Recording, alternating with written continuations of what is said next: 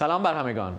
من بن سبتی، سخنگوی دولت اسرائیل به فارسی، اینجا هستم تا اخبار و گزارشات روزانه را به زبان فارسی در اختیار شما قرار دهم. نیروهای ارتش اسرائیل شهر غزه را محاصره کرده و به خط ساحلی شهر رسیدند. این یک تحول مهم است که اساساً تقسیم نوار غزه را به دو بخش شمالی و جنوبی کامل کرده. از غیر نظامیان خواسته شده که حرکت خود را به سمت جنوب تسریع کنند، زیرا حملات در حال حاضر تشدید شده و انتظار می رود که بیشتر هم بشوند.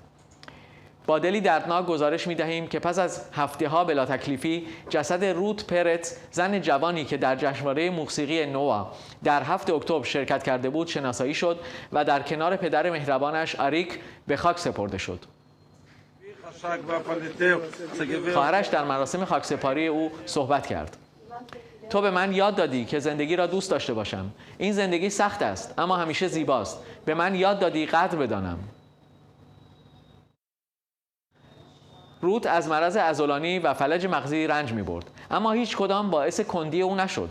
عشق او برای زندگی توسط پدرش آریک که با او در جشن شرکت کرد شعله‌ور شد. ما هرگز پدری را فراموش نمی کنیم که همیشه برای خوشحال کردن ما همه کاری می کرد. قتل عام آنقدر وحشیانه بود که شناسایی جسد آریک 14 روز و شناسایی جسد روت 1 ماه طول کشید.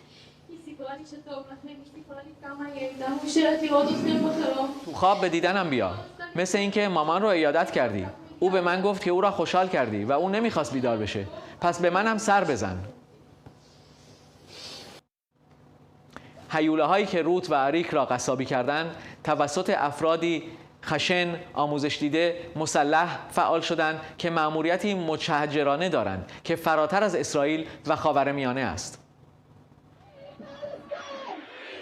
با شروع اعتراضات فلسطینی در برلین، برخی به این فکر افتادند که از معترضان بخواهند که اهداف خود را با کلمات خود توضیح دهند. Den Islam verändern. Du bist für authentischen Islam, so wie er ist. هر کی مسلمان است باید شریعت را در تمام جهان بخواهد. من شریعت را در آلمان می‌خواهم. اگر بتوانید قانون اساسی آلمان را لغو می‌کنید، حتما. چگونه توانستید آلمان را به یک کشور اسلامی تبدیل کنید؟ طبق نوشته‌ها، اگر شما اکثریت باشید، به ما دستور داده شده که آلمان را بگیریم. Wenn man in der Mehrheit ist, wie Sie auch erklärt haben, sind wir dafür befohlen, Deutschland einzunehmen, auf jeden Fall. I'm smiling and I'm happy. استرالیا در آن سوی کره زمین صحنه‌ای مشابه. It's a day of courage. یک امام محلی در حال برپا کردن یک اعتراض، ایشان در خطبه‌های خود تصریح می‌کند.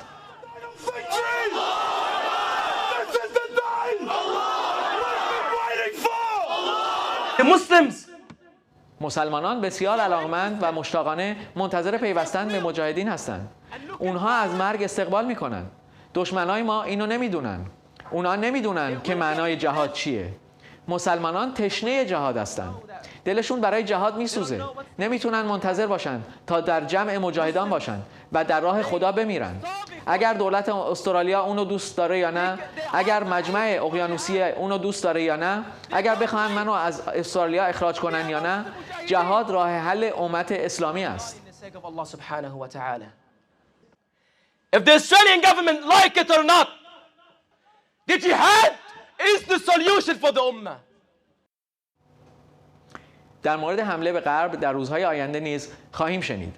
مانند همیشه ما به صورت شبانه روزی با اطلاعات تماس روی صفحه آماده پاسخگویی به سوالات شما هستیم. سپاسگزاریم.